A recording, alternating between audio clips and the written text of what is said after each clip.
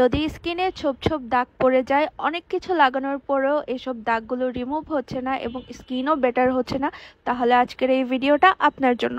আসসালামু আলাইকুম, কেমন আছেন সবাই? এই জন্য আমাদের লাগবে মহামূল্যবান একটি উপাদান, এটি হলো রাইস। সেই চালটা দিয়ে আমরা দৈনন্দিন ভাত রান্না করে খাই, সেই চালটা হলেই হবে। আপনারা জানেন কিনা জানি না, কিন্তু জাপানিজ এবং কোরিয়ানরা চাল বা রাইসটাকে যুগ যুগ ধরে তাদের স্কিন কেয়ারের জন্যই ব্যবহার করে আসছে। বিভিন্ন প্রকার সিরাম বা ক্রিম বানিয়ে থাকে তারা এই চাল দিয়ে। আজকে খুব সিম্পল একটা হোম রেমেডি দেখাবো। জন্য লাগবে মূলত 1 কাপ চাল। এই 1 কাপ চালকে পরিষ্কার পানি থেকে খুব ভালো মতো ধুয়ে নিতে হবে। 3 থেকে 4 বার এটাকে ক্লিন করে নিতে হবে। এরপর এই চালটাকে আমরা ওভারনাইট ভিজিয়ে রাখতে পারি বা চাইলে 1 থেকে 1.5 ঘন্টাও ভিজিয়ে রাখতে পারি।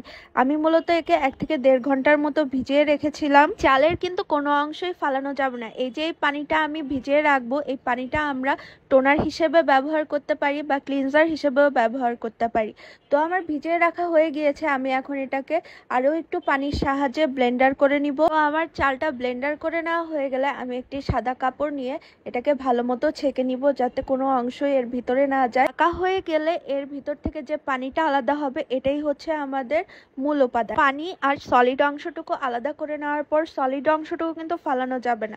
সলিড অংশটুকু আমরা হচ্ছে ভালো মতো সিদ্ধ করে নিয়ে আমাদের চুলে বা স্কিন কেয়ারের যত্নেও ব্যবহার করতে পারি। এরপর এই পানিটাকে অনেকক্ষণ রেখে দিব, প্রায় 4 থেকে 5 ঘন্টার মতো। আমাদের স্টার্চটা নিচে পড়ে যাবে আর পানিটা আলাদা হয়ে যাবে। এখানে কিন্তু একদম স্পষ্ট বোঝা যাচ্ছে নিচে স্টার্চটা জমা হয়ে গিয়েছে। এখন এই পানিটাকে আমি স্টার্চ থেকে আস্তে আস্তে আলাদা করে নিব। এই কাজটা খুব আলতো হাতে করতে হবে, না হলে কিন্তু স্টার্চ আর পানিটা মিলে যায় খুব দ্রুতই। এই যে এই পানিটা দেখছেন, এই পানিটাও কিন্তু অনেক গুরুত্বপূর্ণ। আমাদের স্কিনকে টান টান করতে, রোদে পড়ার দাগকে দূর করতেও কিন্তু অনেক বেশি হেল্প করে। এটাকে একটা স্প্রে বোতলে আমরা 7 থেকে 8 দিনের মতো রেখে আমাদের স্কিনের টোনার হিসেবে ব্যবহার করতে পারি।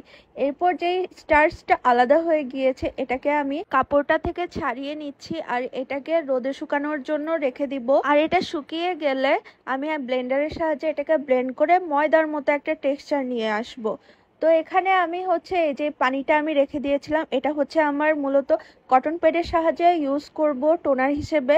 আর এখানে আমি 2-3 দিন আগে যে অ্যালোভেরা জেলটা বানিয়ে নিয়েছিলাম, সেই অ্যালোভেরা জেলটা দিয়ে আমি এখানে একটা ক্রিম প্রস্তুত করব। এখানে আমি অ্যালোভেরা জেলটা আমার পরিমাণ মতো বানিয়ে নিয়েছিলাম। এটা আমার বানানো একদম 100% ভিটামিন যুক্ত অ্যালোভেরা জেল। এরপর এই শুকানো যে স্টার্চটা ছিল চালের, সেই স্টার্চটা দিয়ে আমি একটা ক্রিম বানিয়ে নিব আর এটাকে ভালো মতো মিক্স করে নিব। এটা মিক্স হতে একটু সময় লাগে, কিন্তু খুব ভালো মতো একদম ক্রিমি টেক্সচার চলে আসে 3 থেকে 4 মিনিট বিট করে নেওয়ার পরই। একদম ক্রিমি টেক্সচারে চলে আসছে না, এটাই হলো মেইন উপাদান যেটা আমাদের স্কিনকে ইউথফুল, গ্লোয়িং, ব্রণ কমায়, রোদে পড়া দাগ কমায়, ত্বক ফর্সা করে, আর যাদের অয়েলি স্কিন তাদের স্কিন থেকে অয়েলটাকেও কম করে দেয়।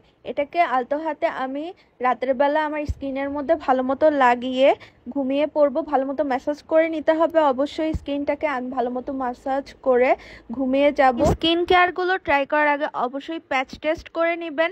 হাতে বা ঘাড়ে একটু লাগিয়ে দেখবেন যে এটা আদৌ স্যুট করছে কিনা। 7 থেকে 8 দিনের মতো ফ্রিজে রেখে ব্যবহার করা যাবে। আর এরকম সুন্দর সুন্দর হোম রেমেডি দেখতে চাইলে আমার পেজটাকে অবশ্যই ফলো করে দিবেন। তো আজকের ভিডিও এ পর্যন্তই। আল্লাহ হাফেজ।